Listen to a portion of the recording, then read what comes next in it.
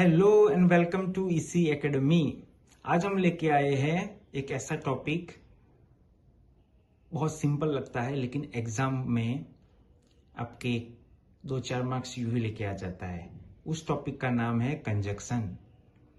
पहले तो हम ये पार्ट्स ऑफ स्पीच का टॉपिक है, उसका नाम है कंजक्शन। पहले हम देखेंगे कंजक्शन की डेफिनेशन। आपको डेफिनेशन भी नहीं देखनी है, मैं जो बोलूं वो समझ जाओ। Conjunction is equal to joining words. ठीक है, बहुत सिंपल भाषा में आपको समझा दिया। कंजक्शन का मतलब हिंदी में ये है, वह शब्दों को और वाक्यों को जोड़ता है। ठीक है, कौन कौन से कंजक्शन होते हैं सर? तो देखो, वैसे तो 3 टाइप्स के कंजक्शन होते हैं: coordinating conjunction, subordinating conjunction and correlative conjunction. लेकिन आपको टाइप्स में नहीं जाना है, which I have mention right now here, you have to go through.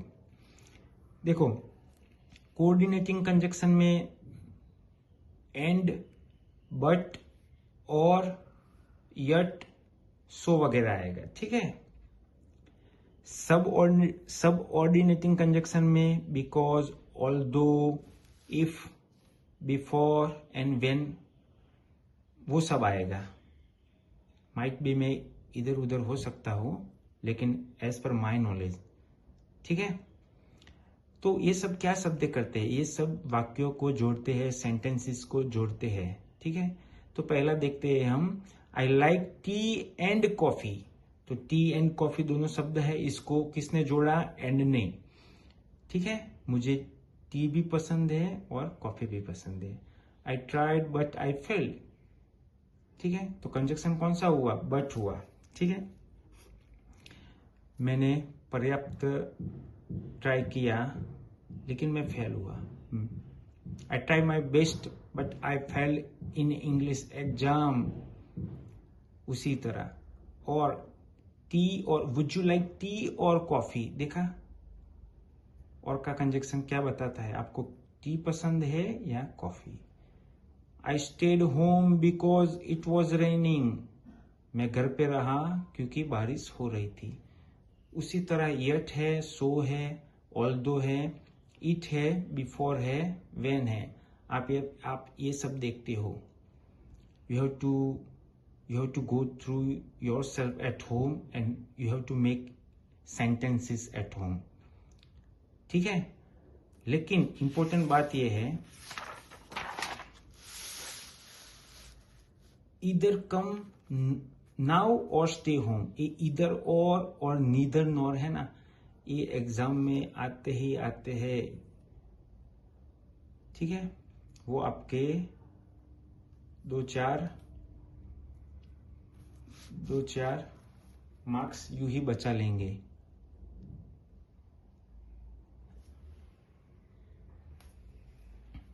इधर कम नाउ और स्टे होम, दोनों में से एक, अभी आ जाओ या घर पे रहो।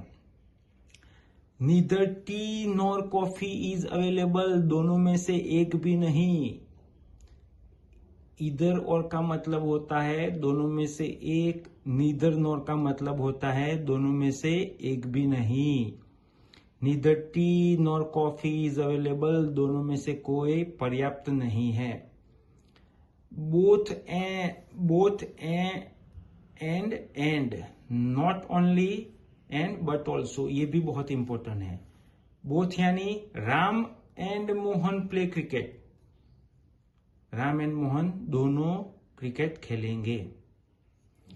Not only did he Singh but also dance, ना ही उन्होंने गाया लेकिन डांस भी किया। ठीक है, समझ गए?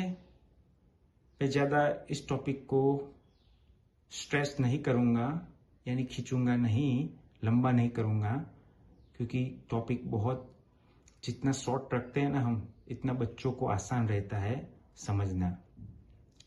तो you have to understand one thing, conjunction is equal to joining the words. Please like, subscribe my channel and comment. Thank you.